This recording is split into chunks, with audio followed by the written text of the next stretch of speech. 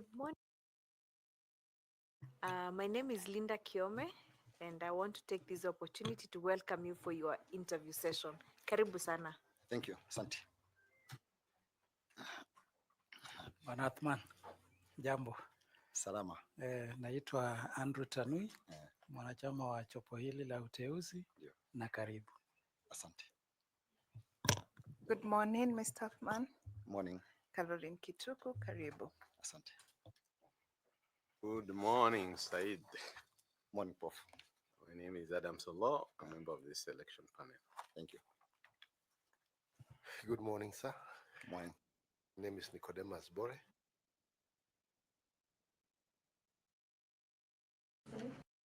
Assalamu warahmatullah. My name is Fatuma Ali Saman, a member of the panel. Please feel welcome. Thank you, Commissioner. Good morning, Mr. Mtwana. Thank Na you, karibu, Balozi. karibu sana. Thank you. My name is 𝐒𝐚𝐲𝐿𝐝 and I'm a member of the panel. Thank you. Good morning, Said. Morning. My name is Evans Misati. Thank you. I'm a member of the selection panel, and we welcome you. Asante.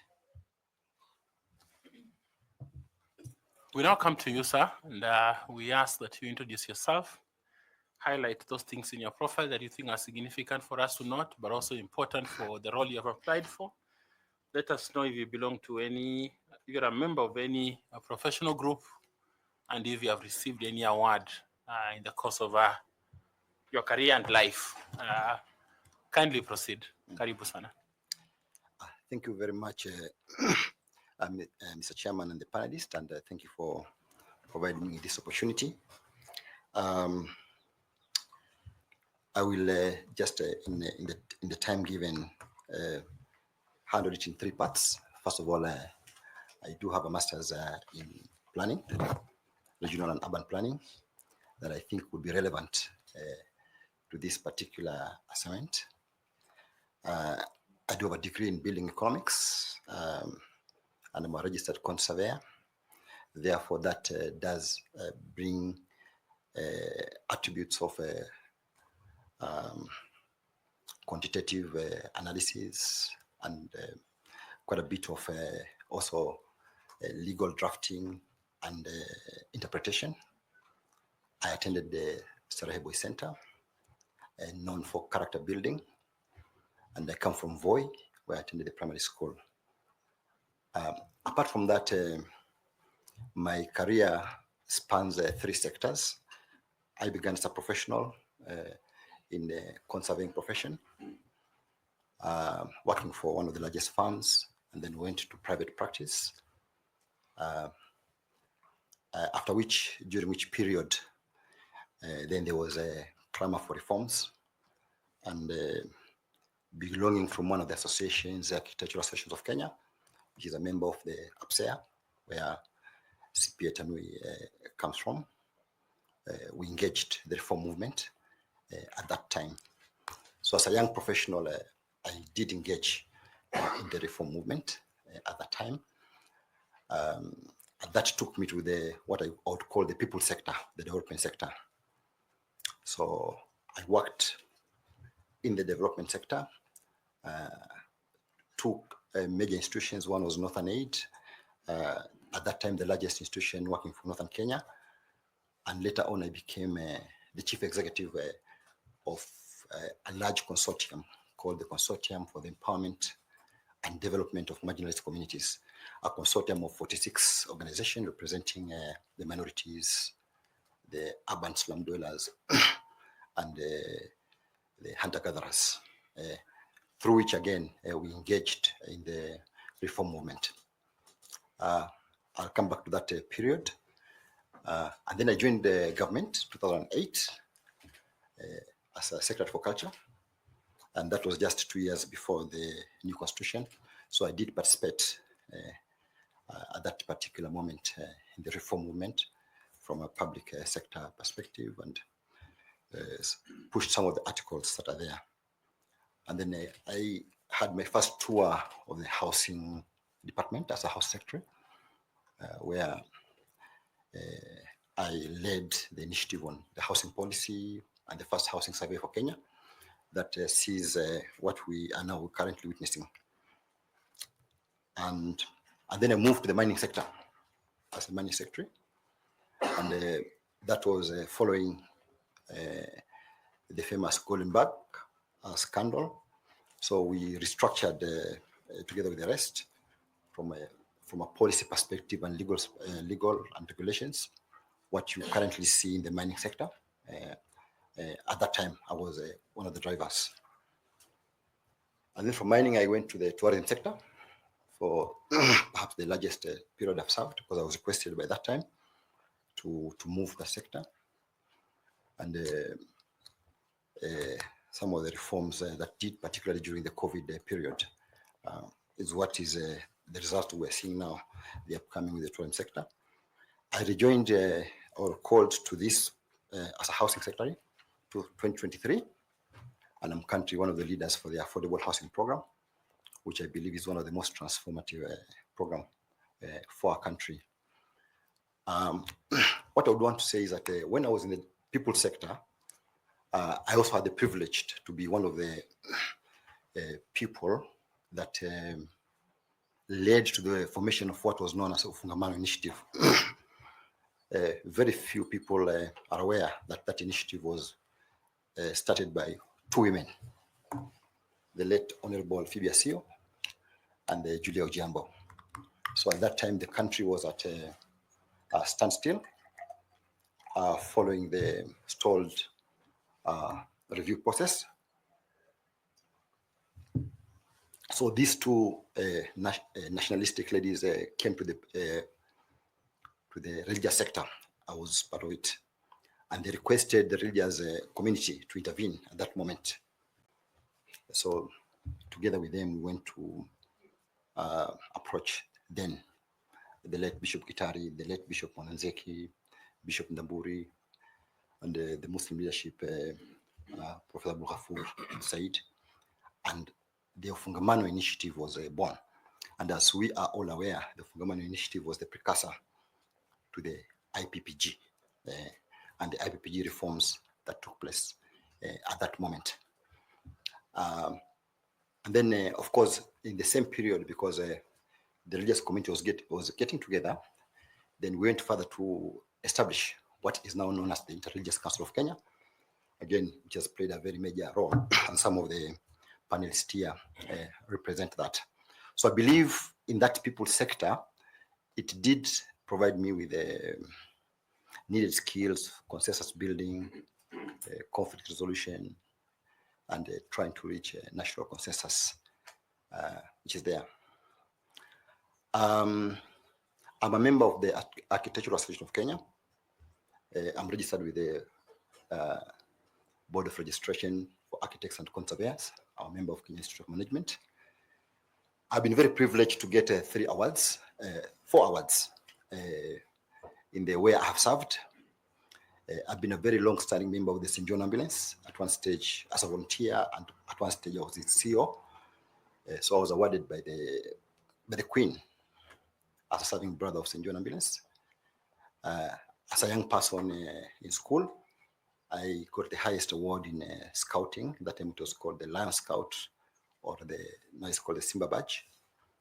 And the President's Award Scheme, I got the bronze, silver, and gold award. And in 2008, the President gave me an award, an honor of the Elder of Burning Spear. Interesting, that was not for the work I was doing in government, because I just joined government. It is for the work that I had done in the people sector. So my citation for the Elder of the Burning Spear was for the work that I had done prior to joining government. So, Mr. Chairman, I think that for this particular privileged position, if I was chosen, I bring skills of consensus building, skills of planning, skills of resilience in character, and skills of being the ability to think beyond self. Thank you very much. Thank you.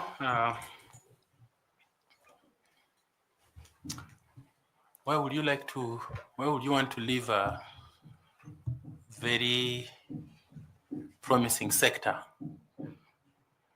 housing secretary to become a commissioner?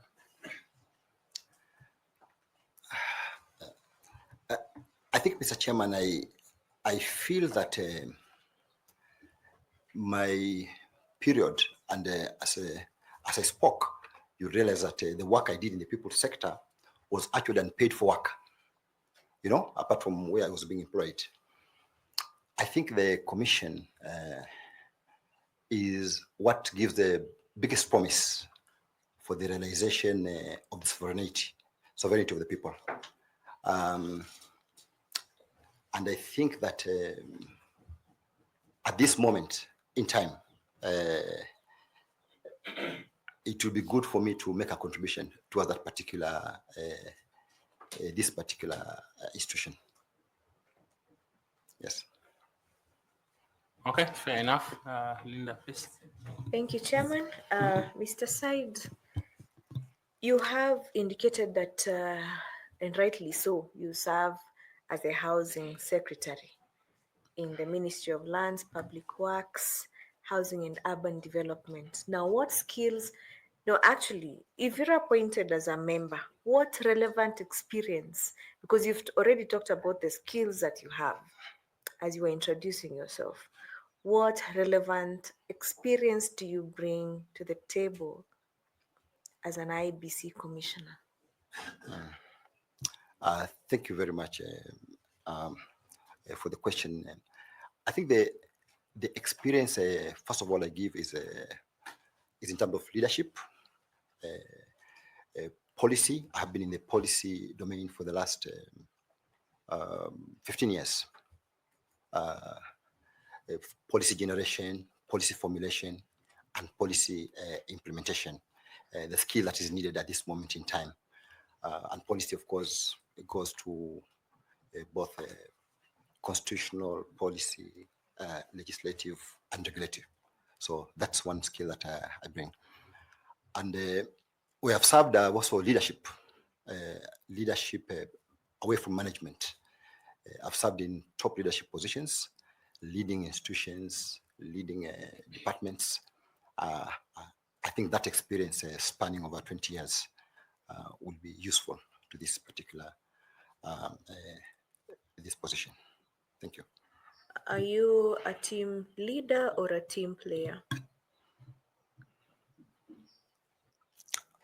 I think both, because when you are a leader, you lead people, you inspire people towards a given objective, but you have to be a team player. You have to demonstrate the fact. So I'm both a team player when I'm not leading. I mean, and as a commissioner, you are really a team player because there's a leader, but some stage leadership qualities will be called upon. Thank you. Thank you very much, Mr. Said, and I wish you the very best. Thank you. Thank you, Chairman. Okay, I want to ask Caroline Kituku to ask you some questions. Carol, please. Thank you, Chairman. Mr. Mann.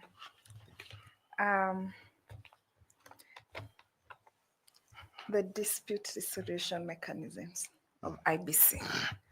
You see, you are a member of the Chartered Institute of Arbitrators, right? So you know something about dispute resolution. So what are the key areas that IBC normally gets involved in on disputes? Okay, thank you very much, Ms. Kituku, for the question. I think mainly IBC gets involved in dispute resolutions arising from political parties, disputes that arise from political parties in terms of nomination of candidates, either for the elections or for the party lists that are there. So mainly that will be but those disputes, of course, as per the law and constitution, excludes election petitions and disputes arising after the elections.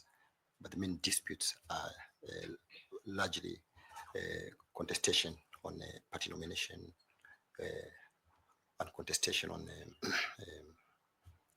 the members list. And also, of course, when, I don't know whether that's a dispute or not, on issues of registration of members. Yes. That I think is more of a complaint, complaints on voter registration. So, the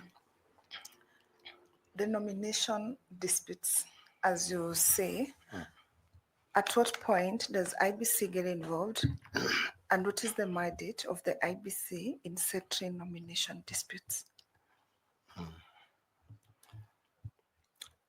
I think the dispute for parties, the IBC will get involved at the stage whereby they have exhausted the party mechanism of dispute resolution, and then they have come forward to IBC. That will be the stage in which the IBC will get involved, but they must exhaust the mechanisms within the different political parties.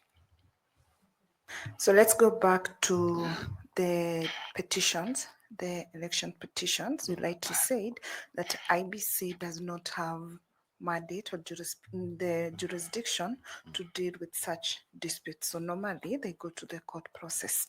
So what can you, from the two presidential petitions that have been there, 2017, 2022, what are the main things that we get to see from how the court conducted that, and what lessons do we draw from them?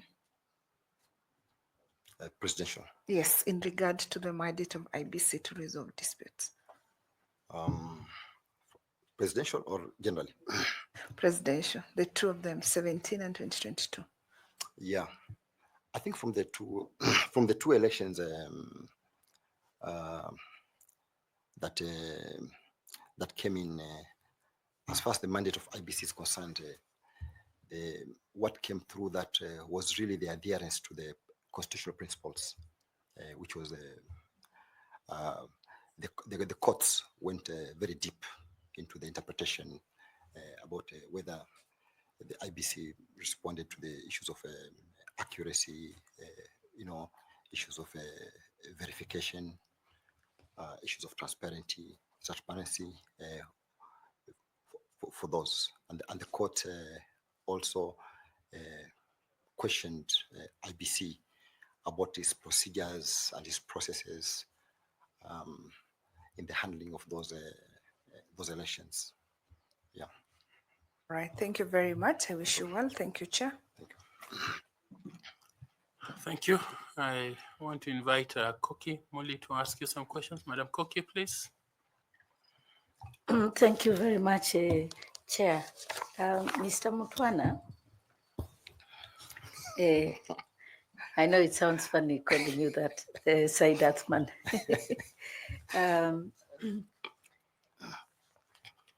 Voter education is very important in the process of elections, but it's very special with regard to IEBC because it is very much aligned with what IEBC does. However, IEBC has not been very successful in reaching out to marginalized communities and marginalized people, including women, persons with disability, marginalized regions of Kenya, youth, who are the majority of potential voters and voters in Kenya. If you become a member of the IEBC, you will have to address this comprehensively and almost immediately. So can you think of innovative voter education programs that will target these marginalized communities? Just list them and then say, for example, how they will sustainably and effectively reach these marginalized communities. Thank you very much, Ambassador. I think, again, voter education is one of the most undeserved and unserved areas of within our electoral cycles with the consequences that we have seen, and more so for the marginalized communities. Indeed, within the survey that took place, people did mention about voter education as one of the key interventions that requires to be done with the incoming commission. For the marginalized communities, first of all, voter education, although it is supposed to be a continuous exercise, it is actually an election event currently with the IEBC. So therefore, even for the general public, the far you can reach is very limited because you only do it during elections. So you can imagine the ones that are the marginalized, how much more they suffer. Secondly, it is heavily underfunded. I was talking to last week to one of the IBC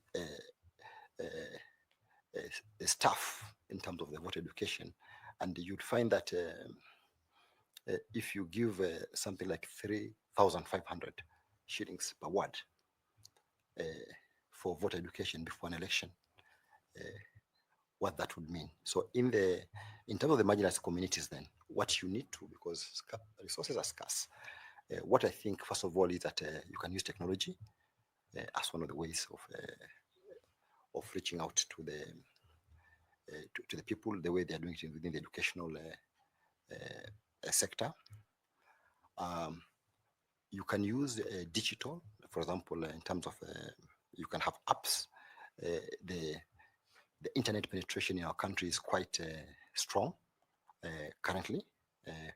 We are one of the countries that got internet penetration, of course, with the limitation in the marginalized communities.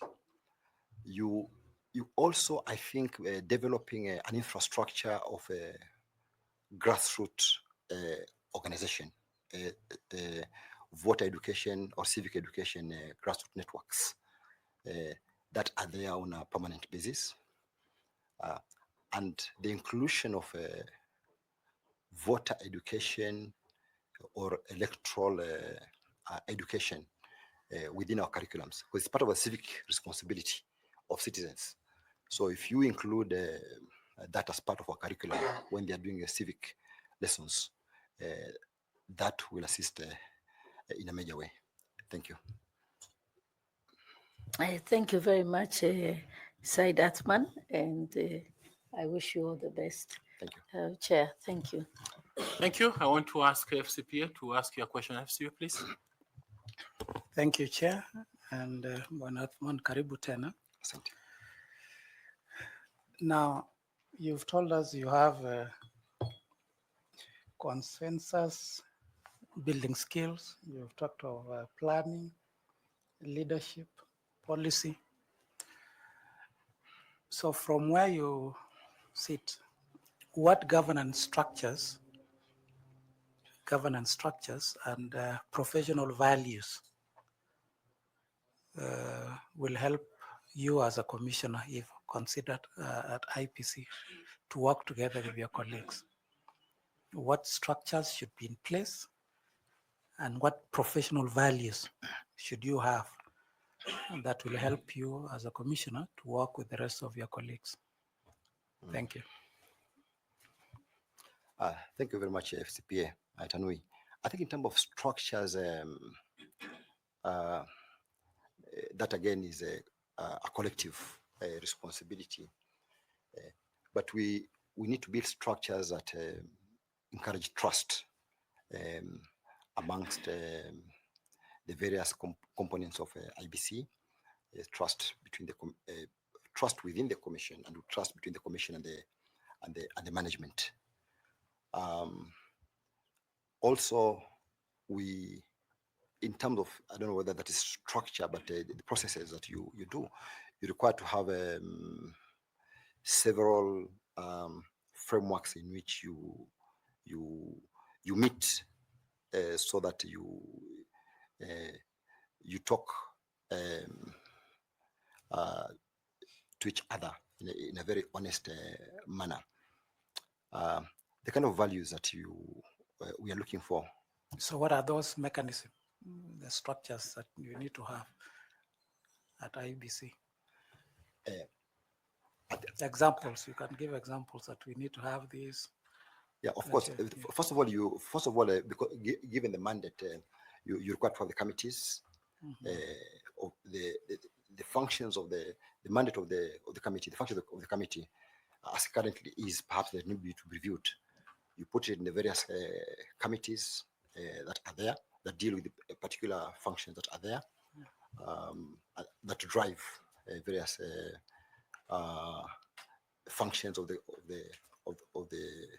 IBC, and then of course you also need to have those functions being monitored, those functions being audited, those functions being evaluated, and the values that you bring, first of all, is professionalism as a value.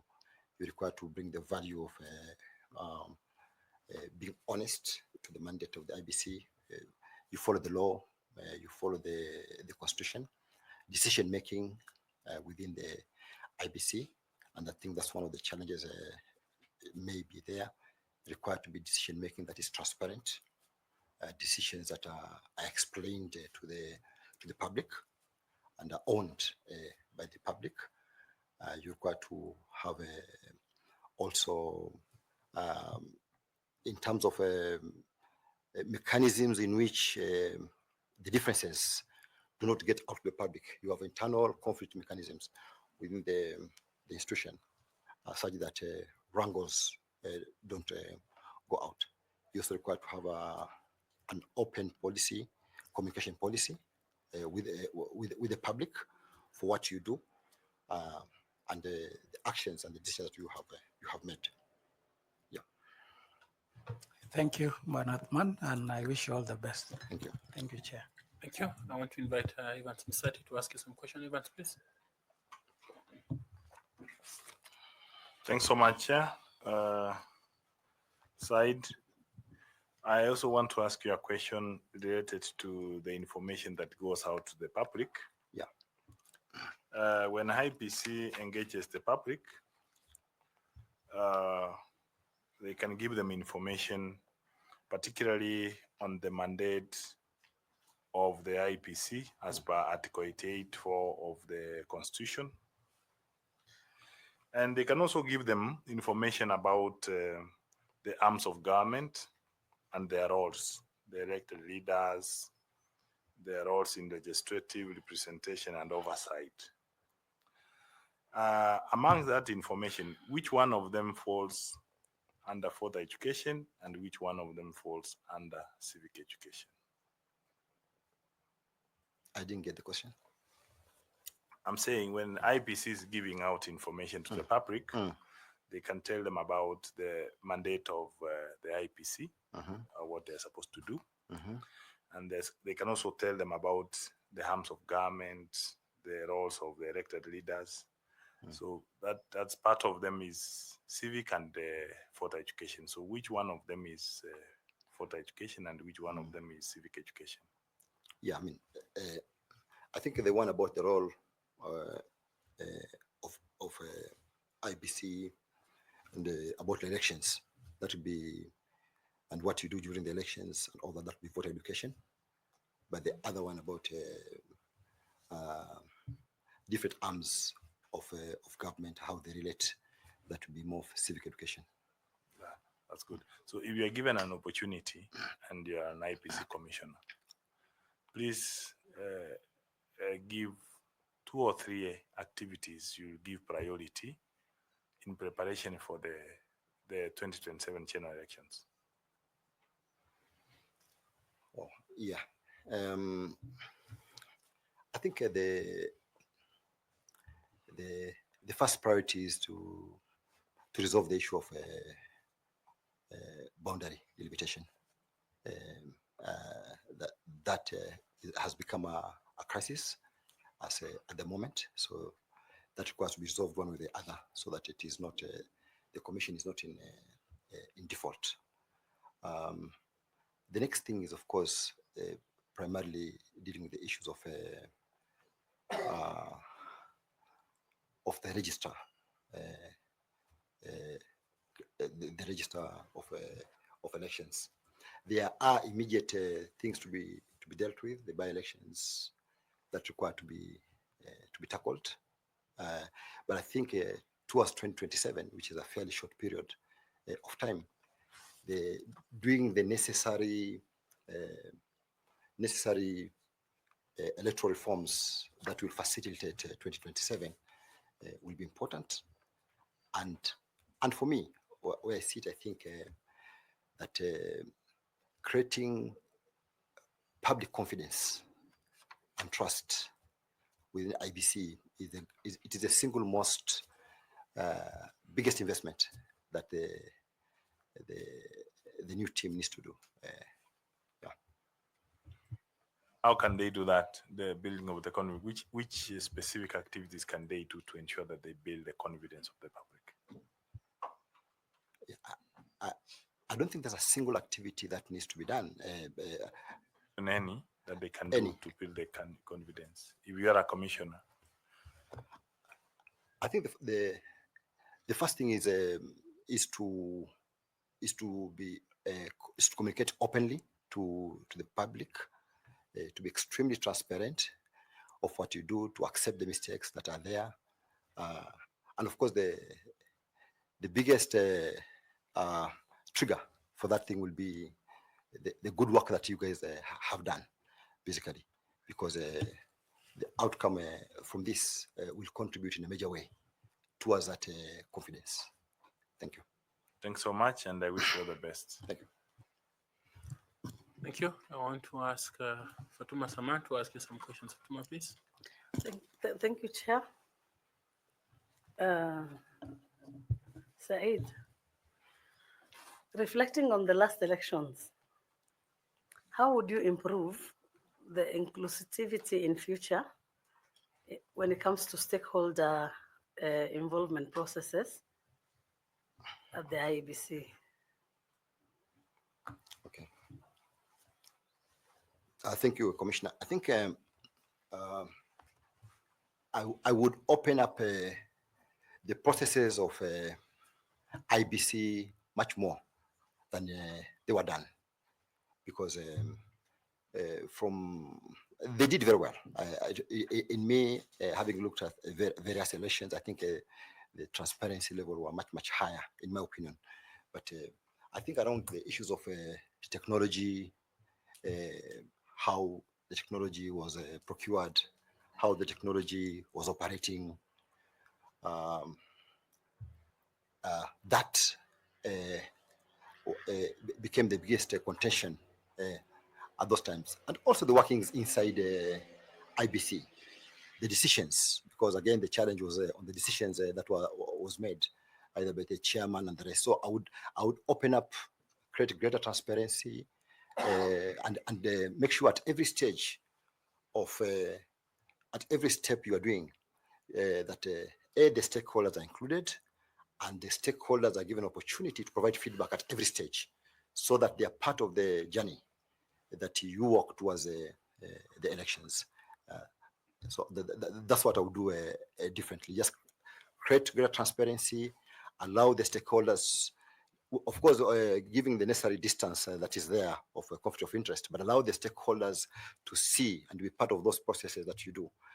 And even if need be, certain critical processes are audited externally by those stakeholders.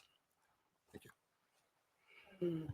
Apart from your previous experiences in the transform process, leadership and all that, your skills as a survey person and planning, would they in any way contribute to the boundaries delimitation? Do you see anything you could do around that?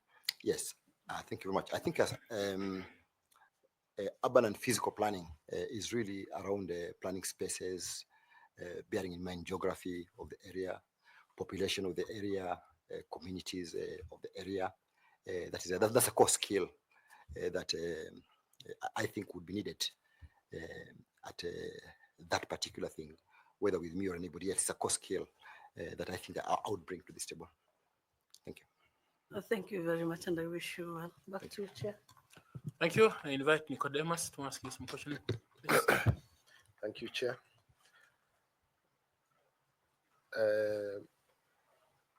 Side, from a leadership perspective, how does Article 73(1) of the Constitution inform the expected conduct of IEBC commissioners? That's on leadership. Yes. And integrity. I think the commissioners are state officers, and we do have a very articulative and robust articulation of leadership. That leadership is a trust, basically, that is given to a person, basically. So I think when you are a commissioner, this trust is even much more, because the trust, the outcome of that trust can make or break the nation, and all those things that are articulated there, that you despite the fact that you may be having a different inclination, what you are called to do here is to serve beyond self. Basically, you are not a ruler, you are not a boss. You are just a custodian, and you are just a vehicle to achieve, to realize the aspirations of Kenyans. So that article and the provisions that are there, like for example, when it says that you have to be honest in your duties and declare where your personal thing conflicts with the public. I think it places a very high bar. So if I will be in the commission together with colleagues, I think we'll try and see how we can articulate that, and how that can be measured, and how mechanisms within ourselves we can put it to hold ourselves to account. Basically, having mechanisms so that when one of us falters, can bring back, or we can measure ourselves on a regular basis, how collectively we live towards that those standards. Thank you both, and all the best. Thank you. Professor Adams Olo, please. Thank you, Chair. Buenas Said.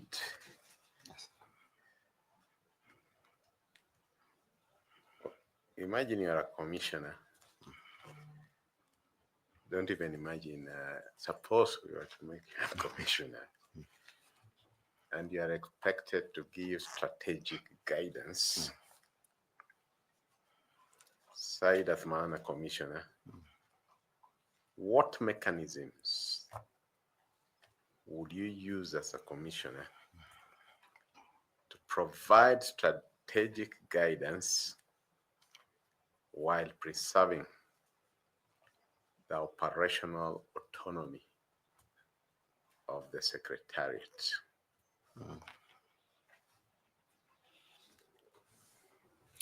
Thank you very much, Prof.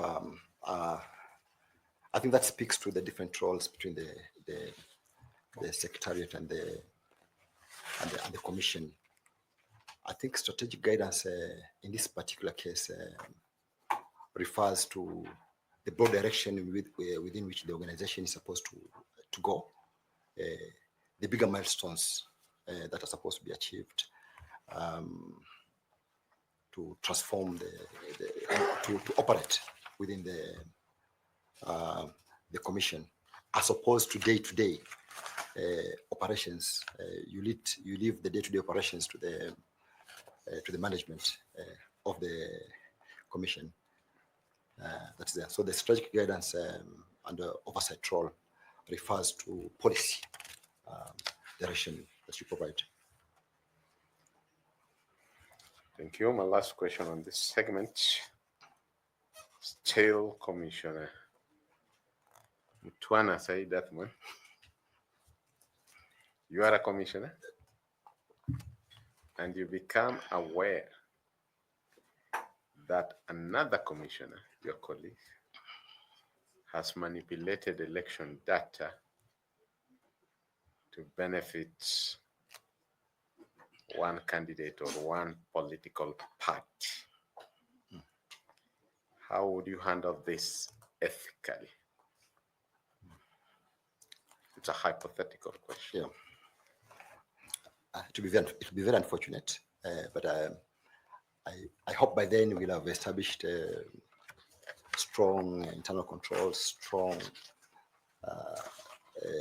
standard operating procedures, and what you have just mentioned constitutes an election offense, basically. Yeah, really, that does constitute an election offense. So by that act itself, the person who has done that has exposed themselves. But within the commission, you have to demonstrate that you have got you have got procedures. Once something like that happens, that you go through, first of all, in terms of correcting the anomaly, and also in terms of consequence management of the person who has done that. So what we require to strengthen here are the internal procedures for to ensure that that is caught up early enough so that you correct the issue, that manipulation, while allowing the consequence management to take place. Thank you, Chair.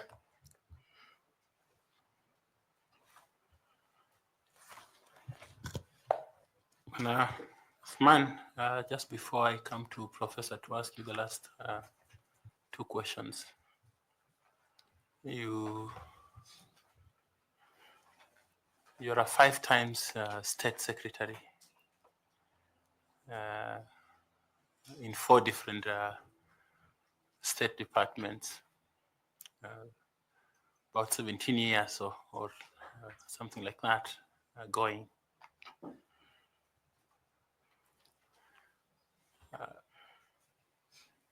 It looks like there are good areas you can serve Kenyans.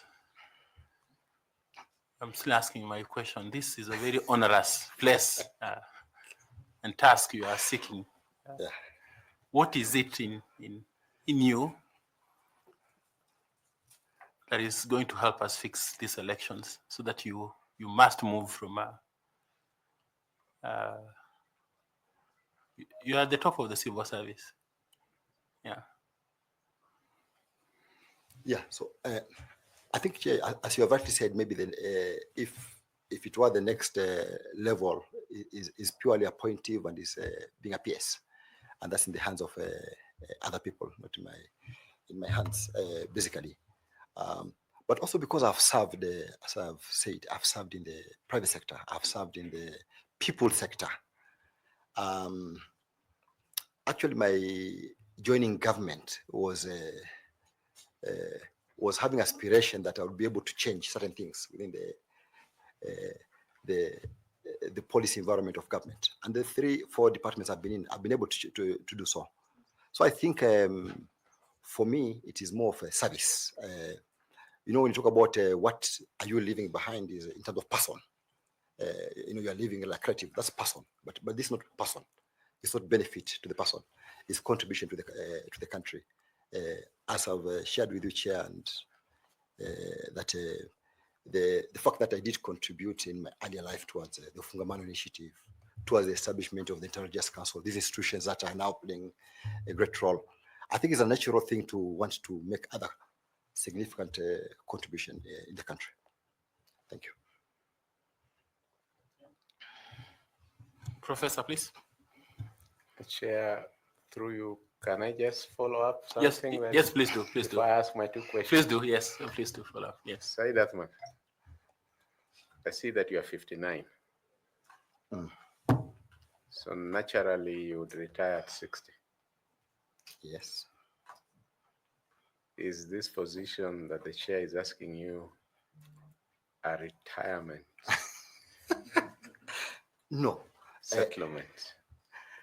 I think it's a good question, and I want to say that I actually applied for the first panel that was there. And I confirm. Yes, and I want to really thank the chair, Bwana Masati, and Commissioner Fatma for leaving to the national calling and holding that process, basically. So it began 2023, long before that period. It's got nothing to do with the and other thing. But even beyond, the work I've done has been continuous work over a long period of time. Thank you. Thank you. I now go to the session the chair calls high school questions. And one of the areas you first served in government was in culture and heritage. So I take you to what I would call your domestic.